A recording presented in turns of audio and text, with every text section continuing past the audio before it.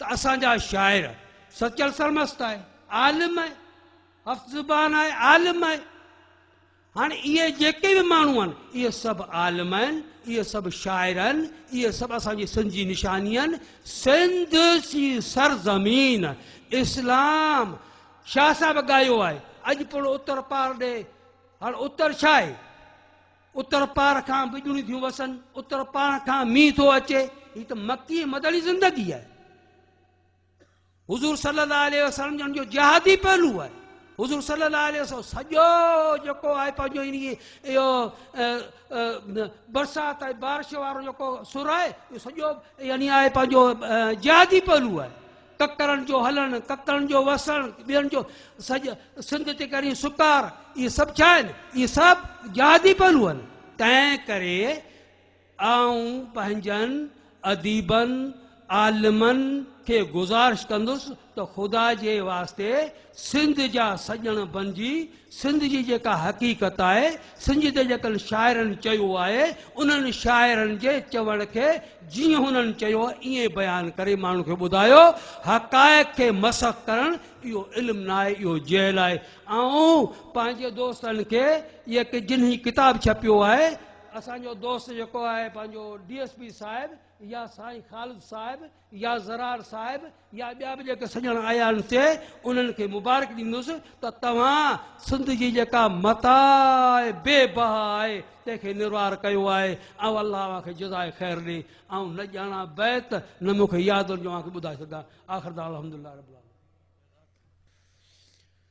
دل دلیلن میں سندمر دل ربا دل شاد باد، شاد دل آزاد دل آباد دل آباد باد.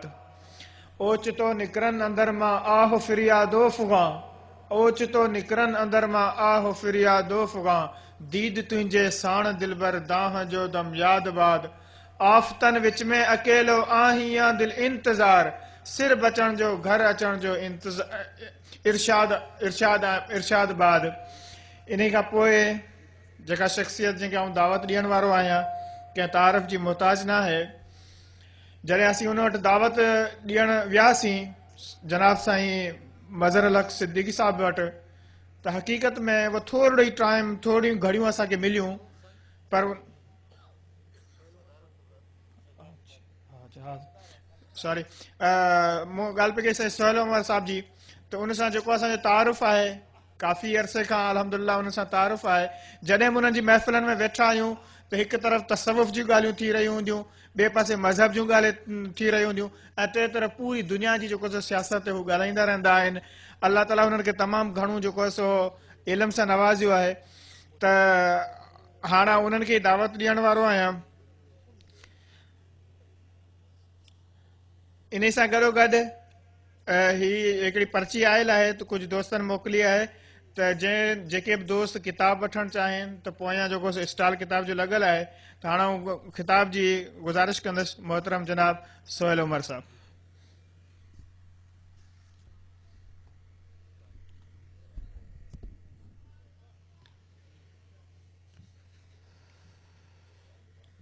بسم اللہ الرحمن الرحیم. الحمدللہ رب العالمین والصلاة والسلام علی سید المرسلین وعلی آلہ وصحبہ اجمعین. صدر محفل،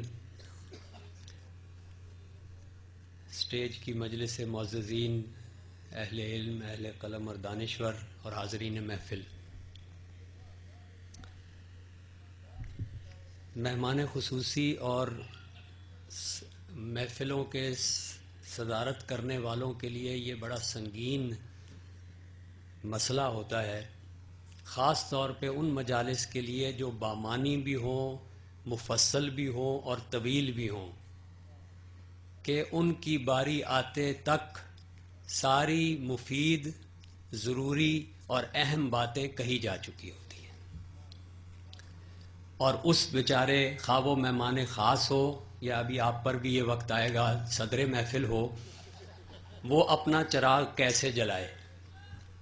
اب یا تو وہ لطیفے سنا کر اور مسخرہ پن کر کے دل بہلاتا ہے، اور یا پھر کوئی اور راہ تازہ سوچنے کی کوشش کامیاب یا ناکام کرتا ہے. اور میرے ساتھ تو اس کے علاوہ ایک تیسرا سنگین مسئلہ بھی ہے کہ میں یہاں حاضرین میں غالباً سب سے علمی لحاظ سے جس محفل اور جس موضوع کے لیے ہم اکٹھے ہوئے ہیں اس میں سب سے بے وقت آدمی ہوں، زبان سے آشنائی میں سب سے پیچھے ہوں، اگرچہ میں 70% آپ کی گفتگو سمجھ لیتا ہوں اور تقریباً اتنی ہی پڑھ کے بھی اٹکل سے جان لیتا ہوں، لیکن مجھے سچی بات ہے کہ یہ سمجھ نہیں آیا تھا کہ مجھے یہ اعزاز کیوں دیا گیا ہے۔ میں اس کے لیے سوائے اہل مہران کی محبت کو اور کسی چیز کو اس کا سبب نہیں سمجھتا، اس کو اپنی عزت افزائی جانتا ہوں، اور لیکن اس کے باوجود یہ کہنے پر مجبور ہوں کہ جو اعزاز و اکرام کی قبا آپ نے میرے لیے تراش کر میرے اس لاغر کندھوں پر رکھی ہے وہ میرے قد سے زیادہ ہے۔ اور غالب نے جو کہا تھا نا کہ اے طفل خود معاملہ قد سے عصا بلند، تو میرے ہاتھ میں جو آپ نے عصائے خطابت دے دی ہے وہ میرے قد سے خاصا بلند ہے۔ اب عرض یہ کرنا ہے کہ ہاں ایک اور بھی چیز ہے کہ مجلس جب اتنی لمبی ہو جائے تو اس کے بعد اب یہ بھی سوچنا پڑتا ہے کہ آپ کی تاب سماعت کتنی رہ گئی ہے اور مجھ میں قوت گویائی کتنی رہ گئی ہے۔ تو ان ساری باتوں، لیکن اگر میں نے اب یہاں سے گریز کا راستہ اختیار کیا تو مجھے رات کو کہیں سونا بھی ہے، کہیں رستمانی صاحب اپنے گھر کے دروازے ہی نہ بند کر دیں مجھے، لہٰذا آپ کو میری تقریر سننی پڑے گی۔ یہ آپ کی ہمت کی داد دیتا ہوں۔ تو عرض یہ ہے سرکار کہ جب بھی کسی بھی مجلس میں ہم کسی شخص یا کسی فن، کسی میدان، کسی خاص شعبہ علم میں کسی بڑی شخصیت کو یاد کرتے ہیں، جو آج جس طرح ہم مہورت کرنے کے لیے جمع ہوئے ہیں، انہوں نے ٹھیک بتائیے، ایک تو ہندی کے لفظ جن کے آخر میں 2 ساکن اکٹھے ہو جائیں وہ ہماری مشکل زبان سے بڑی مشکل سے نکلتے ہیں۔ انگریزوں نے تو آسان کر لیا نا کام، کہ یوگ کا یوگا کر دیا، آ لگا دیا، اب وہ یوگ وہ کرنے میں اچھا خاصا کلکلہ پڑ جاتا ہے اور کلکلہ صرف مولوی جانتے ہیں، عام آدمی کو نہیں پتا اس کا کیا مسئلہ۔ تو ہم جس کتاب کی شبھ مہورت کے لیے اکٹھے ہوئے ہیں، اصل میں اس میں ایک نقطے کی بات ہوتی ہے ہمیشہ میری نظر میں، کہ جب بھی کسی شخصیت کو یاد کرنے کے لیے کسی بہانے اکٹھے ہوتے ہیں تو اصل میں ہم یہ چیز اپنے آپ کو یاد دہانی کروا رہے ہوتے ہیں کہ بڑے لوگ کیا ہوتے ہیں، بڑی شخصیت کیا ہوتی ہے، کسی فن کے زمرہ خاص کے لوگ، کسی شعبہ علم کے زمرہ خاص کے لوگ، ان کی مثالی شخصیات کیا ہوتی ہیں، ان کے خواص کیا ہوتے ہیں، ان کے اوصاف کیا ہوتے ہیں، اور یوں یاد کرانے کے بہانے ہم اپنے اندر اس آئیڈیل کو، اس آدرش کو تازہ کرتے ہیں جس کی طرف بڑھنے کے لیے انسان کو کوشش کرتے رہنا چاہیے۔ اور آج جس شخص کے لیے ہم یہاں اکٹھے ہوئے ہیں، ہم سب جانتے ہیں کہ اس کی بنیادی شناخت شاعر کی ہے، لیکن ابھی سائیں جمالی صاحب نے جو بات کی وہ بہت ذہن میں رکھنے کی ہے، اور وہ ہماری اس خطے کی تاریخ اور اسلامی تہذیب کی تاریخ کی بھی ایک خاص چیز ہے کہ وہ لوگ جن کی اگرچہ بنیادی شناخت شاعر کی ہے، لیکن وہ جیسے حاجی احمد ملا، وہ جامع الحیثیات لوگ ہوتے تھے اور ہوتے ہیں، کہ وہ عالم بھی، عارف بھی، شاعر بھی، گویا ساری یہ اہم حیثیات ایک جگہ یکجا ہو کر ایک امتزاج کے ساتھ ایک ایسی شخصیت کو، ایسے نابغے کو جنم دیتی ہیں جو اسلامی تہذیب کا خاصہ رہا ہے۔ مجھ سے پہلے کسی صاحب نے بغیر نام لیے آربری کا، اے جے آربری کا ایک فقرہ سندھی میں بولا تھا کہ اس نے انگریزی میں کہا تھا کہ poets are the unofficial legislators of mankind. اس کے ایک لمبا اقتباس ہے، اس کا شروع اس طرح ہوتا ہے یہ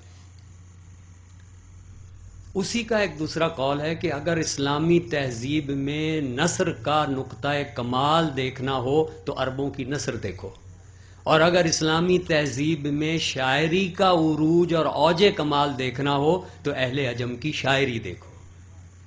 اور جس چیز کو وہ اس کا نقطہ کمال کہہ رہا تھا وہ ساری اسلامی زبانوں میں فارسی اور عربی کے توسط سے ہمیں نصیب ہوا ہے۔ اور یہ شخصیت جس کی ہم آج بات کر رہے ہیں وہ اس درخشندہ روایت کی یہاں اس علاقے میں اور عہد حاضر میں غالباً سب سے بڑی فلاورنگ ہے، دمیدگی ہے۔ وہ آدمی، وہ جس کی میں اب عرض کرتا ہوں کہ وہ اس طرح کیوں ہے۔ دیکھیے، علامہ اقبال جب سر سید کی لوح تربت وہ مزار پہ گئے تھے تو انہوں نے ایک نظم لکھی سر سید کی لوح تربت پر۔ اس میں انہوں نے ہر طبقے کے لوگوں کے بارے میں ایک ایک بند ان کی نصیحت کے لیے لکھا ہے، اور ہر طبقے سے مراد یہ ہے کہ اہل سیاست بھی، اہل دین اور اہل تعلیم اور اہل تربیت بھی، اور اہل قلم اور شاعر بھی، اور ان سے الگ الگ باتیں کی۔ اہل دین، اہل تعلیم، یعنی یہ سارے طبقے وہ ہیں جو کسی بھی معاشرے میں ذہن بناتے ہیں، ذہن سازی کرتے ہیں، ذہنوں کی صورت گری کرتے ہیں، ان کو رخ دیتے ہیں۔ تو ان کے بارے میں کہتے ہیں کہ مدعا تیرا اگر دنیا میں ہے تعلیم دین، ترک دنیا قوم کو اپنی نہ سکھلانا کہیں، واہ نہ کرنا فرقہ بندی کے لیے اپنی زباں، چھپ کے ہے بیٹھا ہوا ہنگامہ محشر یہاں، وصل کے اسباب پیدا ہوں تیری تحریر سے، دیکھ کوئی دل نہ دکھ جائے تیری تقریر سے۔ یہ ہمارے آج کے اہل دین اور وہ جو تربیت اور تعلیم کے ذمہ دار ہیں ان کے لیے۔ اس کے بعد اہل سیاست کو کہتے ہیں کہ تو اگر کوئی مدبر ہے تو سن میری صدا۔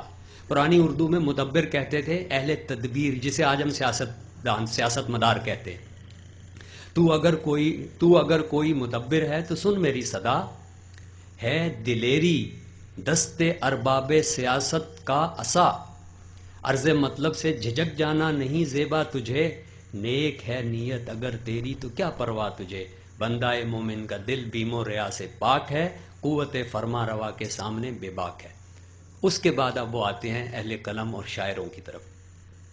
ہو اگر ہاتھوں میں تیرے خامہ موجز رقم، شیشہ دل ہو اگر تیرا مثال جام جم، پاک رکھ اپنی زباں تلمیذ رحمانی ہے تو، ہو نہ جائے دیکھنا تیری صدا بے آبرو، سونے والوں کو جگا دے شعر کے اعجاز سے، خرمن باطل جلا دے شعلہ آواز سے۔ یہ شاعر کا منصب، اور بھی بہت جگہ انہوں نے اپنے شاعر کے منصب کے بارے میں بات کرتے رہے۔ اچھا، یہ جو شاعر جس کے وہ منصب کی بات کر رہے ہیں،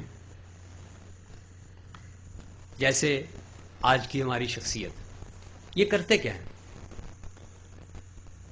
اگر آپ حاجی احمد ملا کو لیں اور سمیٹ کر ایک فقرے میں کہنے کی کوشش کریں کہ انہوں نے اپنے پورے کلام کے وسیلے سے کیا کرنے کی کوشش کی ہے، یعنی ان کا پورا پروجیکٹ کیا ہے، تو میں اس کو اس طرح سمیٹ کر کہنا چاہوں گا کہ حاجی احمد ملا کی شاعری نے اسلامی تہذیب کے اسلوب فکر و اظہار میں اسلام کا تصور کائنات، اسلام کا تصور خدا اور اسلام کا تصور انسان، اور ان تینوں کا باہمی ربط اپنی سندھی کی شاعری میں حسن بیان کے اعلیٰ ترین سطح پر آپ کے سامنے پیش کر دیا، اور یہ کرتے ہوئے وہ ہماری ایک طویل میراث فکر، ہماری شعری اور ادبی روایت کی درخشندہ روایت میں کھڑے ہوئے ہیں۔ وہ روایت جسے ہم نے بہت سے نام دیے ہیں، جسے ہم حکیمانہ شاعری بھی کہتے ہیں، دانش کی شاعری بھی کہتے ہیں، فلسفیانہ شاعری بھی کہتے ہیں، حتیٰ الہامی شاعری بھی کہتے ہیں، اور عارفانہ شاعری بھی کہتے ہیں۔ اور یہ میری نظر میں اس خطے میں اس کے سب سے بڑے نمائندے اور مظہر کے طور پر ابھرتے ہیں۔ اب دیکھیے، میں نے ایک لفظ بولا کہ یہ اس شاعری کے مختلف نام ہیں، یہ بڑی شاعری ہے۔ بڑی شاعری کیا ہوتی ہے؟ بڑی شاعری لازماً وہ ہوتی ہے جو انسان کو انسان کے بنیادی سوالوں سے روبرو کرتی ہے، اس سے آنکھیں چار کرنے پہ مجبور کرتی ہے. وہ سوال جو انسان کے سوال ہیں، جو ہندو مسلمان کے سوال نہیں ہیں، جو پاکستانی غیر پاکستانی کے سوال نہیں ہیں، جو انسان کے سوال ہیں، ہمیشہ سے اس کے ساتھ ہیں. وہ کیا ہوتے ہیں؟ میں کون ہوں؟ میں کہاں سے آیا ہوں؟ میں کہاں جا رہا ہوں؟ یہ کائنات کیا ہے؟ اس کائنات کے پیچھے کیا ہے؟ اس کائنات کے بعد کیا ہے؟ اس سے میرا تعلق کیا ہے؟ اس میں میرا رویہ کیا ہونا چاہیے؟ طرز عمل کیا ہونا چاہیے؟ اور کیا اس کے بعد کچھ ہے؟ اگر کچھ ہے تو اس کے پیش نظر میرا کیا طریقہ کار، کیا طرز زیست ہونا چاہیے؟ یہ بہت بنیادی سوال ہیں انسان کے، اور ہمیشہ انسان کے ساتھ رہے ہیں. اگر بڑی شاعری آپ کو اس کے روبرو نہیں کرتی تو وہ بڑی شاعری نہیں ہوتی. اچھا، جس چیز سے یہ تخلیقی عمل وارد واقع ہوتا ہے، اس کو انگریزی میں ہم کہتے ہیں پوئٹیکلی میڈیٹڈ تھاٹ. اور میں یہاں آپ کو ایک اپنا ایک واقعہ عرض کروں. میں ڈیسک پہ بیٹھا ہوا تھا ایک دن اپنے دفتر میں، کوئی یہی نومبر کے دن تھے، اور ان دنوں میں آپ جانتے ہی ہیں کہ بہت فون آتے ہیں، بہت صحافی آتے ہیں، بہت لوگ انٹرویو کرنے والے آتے ہیں. 9 نومبر آ رہا ہوتا ہے علامہ اقبال کے. تو مجھے ریڈیو تہران سے ایک فون آیا، کہنے لگے کہ آپ کا انٹرویو لینا ہے، اور سوال یہ ہے کہ آپ اقبال کو شاعر مشرق کیوں کہتے ہیں؟ میں آدھے گھنٹے کے بعد آپ کو فون کروں گا، آپ سوچ لیں. جب میں سوچنے بیٹھا، یہ آپ نے سنا ہوگا کہ بہت کثرت سے لفظ استعمال ہوتا ہے، شاعر مشرق، شاعر مشرق. کیا ہم صرف عقیدت کی وجہ سے، مبالغے کی وجہ سے وہ ان کو خراج تحسین پیش کرنے کے لیے کہتے ہیں، یا اس میں کوئی معنویت بھی ہے؟ میں سوچنے لگا تو مجھے ایک لطیفہ یاد آیا. شاہ جہان کو غالباً ایران کے شہنشاہ نے ایک سوال بھیجا کہ جناب آپ تو شہنشاہ ہند ہیں، نام اپنے شاہ جہان رکھا ہوا ہے. اب اس نے درباریوں سے کہا کہ یہ اس کا سوال ہے، کیا جواب دوں؟ تو انہوں نے تو غالباً کوئی جواب اس طرح کا دیا کہ جی نیومیریکلی ازرو علم اعداد شاہ ہند اور شاہ جہان اس کے اعداد برابر ہیں، اس لیے انہوں نے بہانہ ہیلا کر دیا. میرے لیے سوال تھا کہ میں اس کو کیا جواب دوں گا کہ میں شاعر مشرق ہم کیوں کہتے ہیں. میں نے غور کرنا شروع کیا تو مجھے خیال آیا کہ ایک تو ویسٹ کا تصور شعر ہے، اور ایک ہمارے مشرق کا تصور شعر ہے. جب میں مشرق کہہ رہا ہوں تو اس میں صرف اسلام نہیں ہے، ہندوؤں کا تصور شعر، یہودیوں کا تصور شعر، بدھ مت والوں کا تصور شعر، عیسوی روایت کا تصور شعر، یعنی مشرق کے سارے تصور شعر کے جو جتنے نظریات ہیں، تھیریز ہیں، ان سب میں، اور ہمارے ہاں ابن سینا سے لے کر اب تک سے مراد یہ کہ یہ عہد جدید سے پہلے، یہ ویسٹرن رینیسانس سے پہلے تک کے، علامہ حالی سے پہلے تک کے جو تصور شعر یا شعر کی ڈیفینیشنز ہیں، ان سب میں ایک بنیادی بات ہے جو اس شاعر مشرق کی ترکیب میں بولتی ہے. یعنی یہ دو لفظوں سے مرکب ہے نا، شاعر اور مشرق. تو مشرق کا تصور شعر اور شاعر کا لفظ. آپ غور کیجئے کہ شاعر کا لفظ کس سے نکلا ہے؟ شاعرہ. اور ساری اسلامی زبانوں میں اس عمل کے لیے، یہ تخلیقی عمل جو ہے، شعر گوئی کا عمل جو ہے، اس کے لیے لفظ استعمال ہوتا ہے شاعری. اور شاعری کا تعلق شاعرہ سے، اور شاعرہ کا مطلب ہے جاننا، ادراک کرنا، واقفیت رکھنا، یعنی شعور. یعنی شعر اور شعور کے درمیان کوئی ایک بنیادی تعلق ہے. یہ ہماری ساری ڈیفینیشنز کے اندر موجود ہے جو شعر کی ہیں. ان ساری تعریفوں کے مطابق شاعر وہ ہستی ہوتا ہے جو ایک بالا تر سطح شعور رکھتا ہے دوسرے لوگوں سے، اور اس بالا تر سطح شعور سے وہ کلام کرتا ہے اور پھر حسن بیان کے وسیلے. یہ ساری ہماری ڈیفینیشنز میں مشترک ہے. اب یہاں ایک سوال ہو سکتا ہے کہ شاعری تو جوش بھی کرتے تھے، شاعری تو چرکین بھی کرتے تھے، تو پھر حافظ، سعدی، اقبال اور ثنائی اور رومی، یہ لوگ کس طرح مختلف ہیں؟ یہاں تھوڑی سی تفصیل دیکھیے کہ کچھ شاعر تو وہ ہوتے ہیں جن کو صرف ایک چیز کا شعور ہوتا ہے، ردیف، قافیے اور آہنگ کا. 1 2 3 4 5 6 7 8 شعر ہو گیا. ڈیفینیشن کے مطابق شعر وہ چیز ہے جو وہ کلام جو بال ارادہ ہو، یعنی ارادے سے کیا جائے، اور جس میں آہنگ اور وزن پایا جائے. کلام موزون بال ارادہ. اب قانوناً تو یہ شعر ہو گیا 1 2 3 4 5 6 7 8 وزن پورا ہو گیا. لیکن اس میں کیا ہے؟ صرف جو پست ترین سطح ہے اس کا تقاضا پورا ہوا ہے. پہلی قسم کی شاعری اس صرف ردم ہے اس میں گویا. اس سے ذرا اوپر اٹھیے تو وہ شاعر آتے ہیں جن کی سطح شعور قدر بلند ہے. ان لوگوں کو آہنگ کا شعور بھی ہے، یعنی وزن کا اور ردم کا، قافیہ اور ردیف کا شعور بھی ہے، اور اس میں حسن بیان کے لیے جو عناصر شامل کیے جاتے ہیں جس کا بھی بہت ذکر ہوا، تشبیہ، استعارہ وغیرہ وغیرہ، اس کا بھی شعور ہے. لیکن وہ یہیں تک رہ جاتا ہے بات. یہ شاعری اور شعور کی دوسری سطح ہے. اس سے تھوڑا اور اوپر اٹھیے تو وہ شعراء ہیں جنہیں ردیف، قافیے اور آہنگ کا بھی شعور ہے، اور اس میں حسن بیان کرنے کا استعمال بھی جانتے ہیں، اور اس کے ساتھ وہ انسانی احساسات اور جذبات اور تجربات کو سمیٹ کر بیان بھی کر رہے ہیں. یہ شعر کا تیسرا درجہ ہو گیا. اب اس میں فیض احمد فیض اور بہت سارے لوگ آ جاتے ہیں.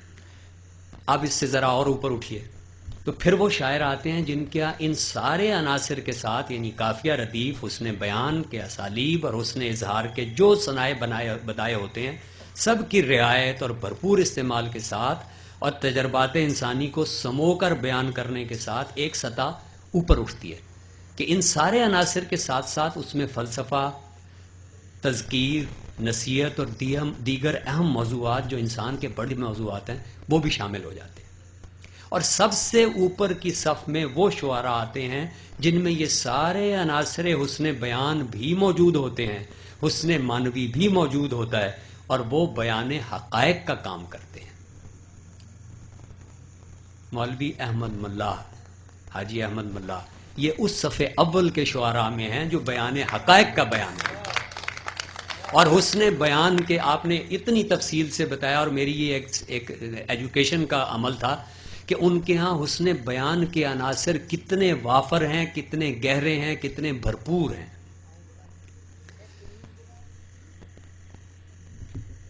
اور ساتھ ساتھ جیسے میں نے ابھی عرض کیا تھا کہ وہ اس بنیادی شرط کو بھی پورا کرتے ہیں کہ آپ کو ان بڑے سوالوں کے روبرو کرتے ہیں جس سے بڑی شاعری تشکیل پاتی ہے. اور یہ جو سطح جسے میں نے کہا کہ آخری سطح یا صف اول کے یا درجہ اول کے شعراء ہیں، یہ وہ جگہ ہے جہاں شاعری اور حکمت و دانش آ کر آمیخت ہو جاتی ہیں، مل جاتی ہیں، ایک دوسرے میں حل ہو جاتی ہیں. اور یہیں وہ درجہ پیدا ہوتا ہے جس کو علامہ اقبال نے کہا تھا کہ جبریل امی ہم داستانم، یا جو پرانے ہمارے فارسی کا ہے کہ شاعری جز 20 دست پیغمبری، یہ یہاں آ کے پیدا ہوتا ہے. اچھا، ایک چیز میں اس کے بعد اور عرض کرنا چاہتا ہوں آپ سے.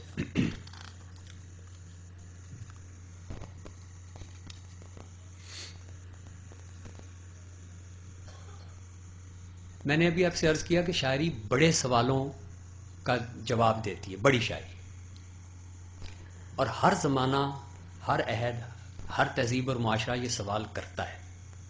علامہ نے اس کو سمیٹ کر ایک مصرے میں کہا تھا جاوید نامے میں، چیست آدم، چیست عالم، چیست حق. 3 بڑی چیزیں، انسان کیا ہے، خدا کیا ہے، کائنات کیا ہے. اس کا جواب دیتے. اس صحرائے کالا ہاری کا آپ نے نام سنا ہوگا. وہاں کے جانگلیوں کی، صحرائی باشندوں کی ایک کہاوت ہے. وہ کہتے ہیں کہ بھوک 2 طرح کی ہوتی ہے. بھوک 2 طرح کی ہوتی ہے، ایک بڑی بھوک، ایک چھوٹی بھوک. Little hunger and big hunger. چھوٹی بھوک پیٹ کی بھوک ہے، غذا کی طلب ہے. بڑی بھوک معنی کا تقاضا ہے، معنی کی طلب ہے. بڑی شاعری